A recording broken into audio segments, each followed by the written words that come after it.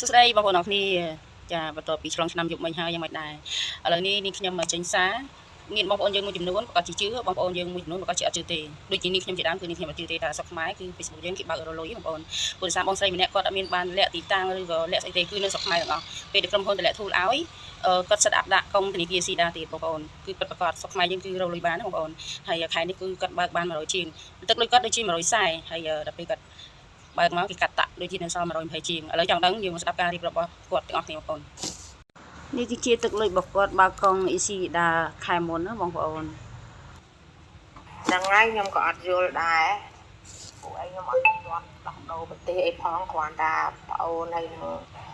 កូនវា stand up ឲ្យនៅទនីស្អាតទាំងអស់ហ្នឹងហើយខ្ញុំអត់មានបានដូរពេលនោះអីផងវានៅកម្ពុជាទាំងអស់ហ្នឹងវាបានណាវាថាហួសពីត្រេកអរទោះជាលុយនោះមិនច្រើនណាស់ណាក៏យើងសប្បាយចិត្តចឹងណា